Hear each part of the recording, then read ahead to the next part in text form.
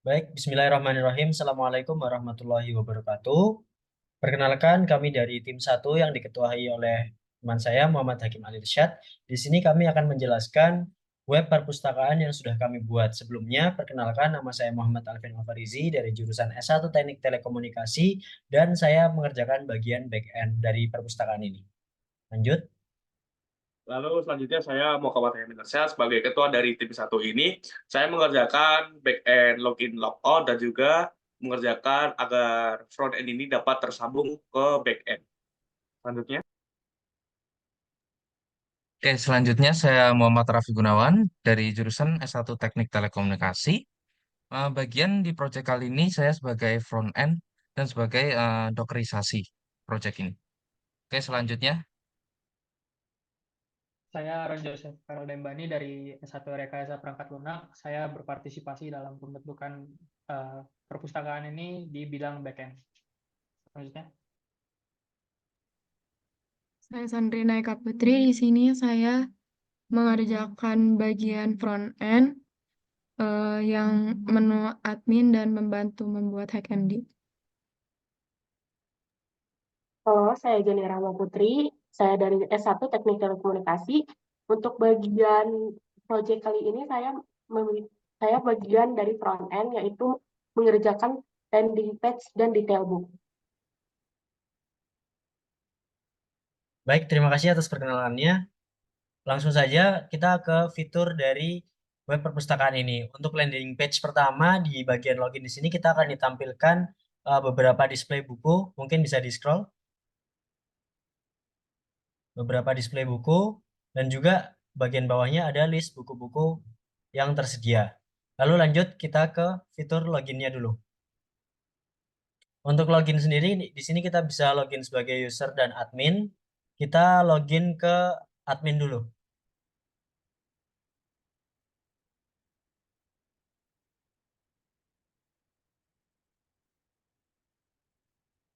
Baik, untuk login admin sendiri, ketika diklik home, coba diklik home. Untuk diklik home, maka di sini ada indikator kita sebagai admin. Nah, di sini apabila klik admin, kita bisa menginputkan judul buku, pengarang, tahun terbit, kategori, jumlah halaman, dan deskripsi sebagai parameternya. Lalu di bawahnya kita scroll coba. Nah, di bawahnya ini, untuk di bawahnya sendiri, di sini kita bisa mengatur edit buku dan juga hapus buku. Kita coba dulu untuk bagian fitur tambah buku. Tambah buku. Nah, coba diinputkan judulnya.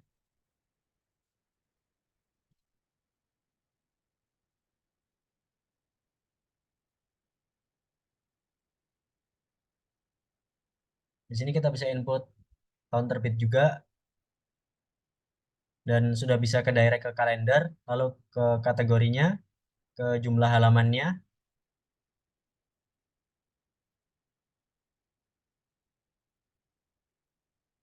dan juga ke deskripsi dari buku tersebut.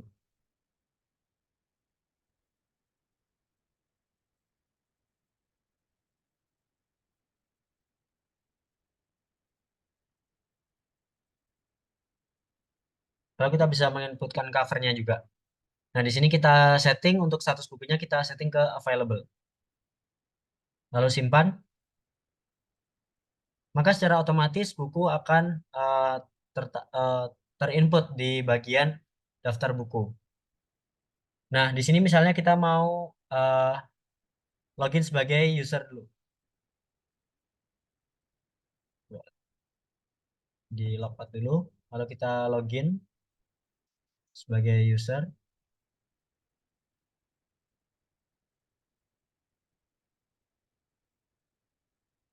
Nah, bisa di scroll. Nah, otomatis di bagian user akan tampil untuk bukunya sendiri. Nah, di sini di bagian daftar buku sendiri, di sini ada beberapa tombol. Yang pertama yaitu tombol more detail dan juga yang kedua tombol borrow. Kita klik dulu tombol more detailnya.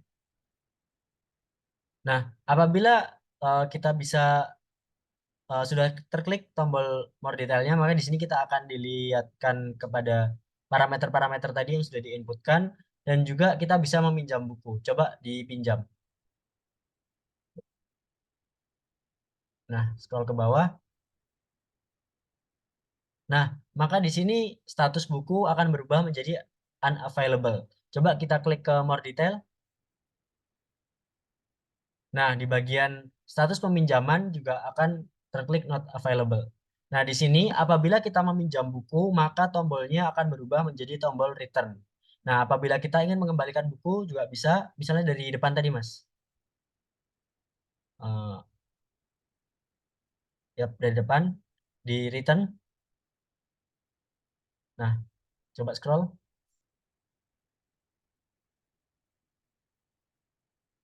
Nah, maka akan berubah menjadi borrow apabila buku tersebut sudah di return. Nah, sekarang kita coba untuk hapus buku. Eh, kita login sebagai admin dulu.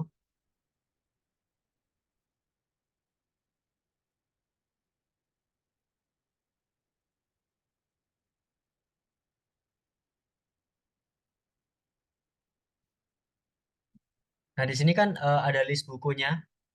Untuk list bukunya sendiri, di sini coba kita delete yang tadi, Vian Book. Kita delete. Delete. Nah, di sini, sebentar. Di sini akan ada pilihan untuk hapus buku. Apakah Anda ingin menghapus? Jika hapus, maka klik ya yang hapus. Coba klik yang hapus. Oke, scroll ke list buku. Maka di sini otomatis buku hilang. Lalu coba di delete lagi, Mas, yang di bagian ini. Kita pergi hari ini.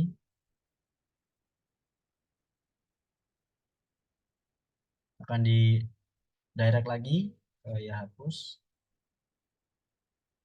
Nah, sekarang kita coba untuk login sebagai user.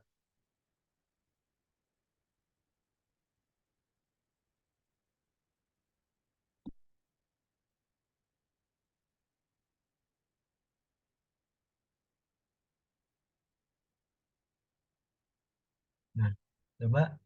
Nah, maka bukunya di sini tersisa 2. Yang tadi sudah kita hapus, tidak tampil lagi. Nah, sekarang kita coba edit. Di bagian edit, kita login lagi sebagai admin.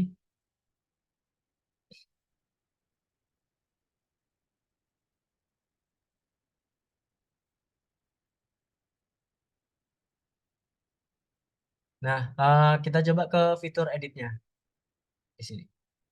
Nah, editnya di sini kita ubah statusnya menjadi non available. Kita simpan.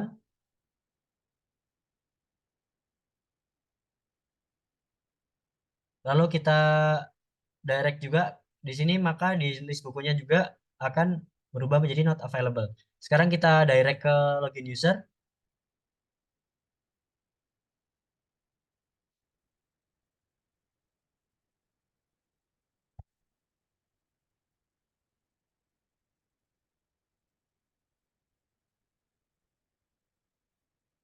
Nah, maka di sini status bukunya unavailable. Sekarang kita coba untuk apabila user tersebut tidak melakukan login sebagai admin atau tidak melakukan login sebagai user. Apakah bisa meminjam buku? Kita logout dulu. Nah, di sini ada landing page di mana belum belum bisa ini, dan sedikit tambahan, apabila buku unavailable, maka tombol borrow ataupun return akan hilang ketika disetting dari admin. Nah, sekarang kita coba borrow yang dari user ini. Nah, maka tidak akan bisa. Tidak bisa karena user tersebut belum login sebagai user. Silakan kembali. Baik, untuk selanjutnya mungkin bisa dijelaskan secara singkat untuk Dockerize-nya oleh Mas Raffi, silahkan.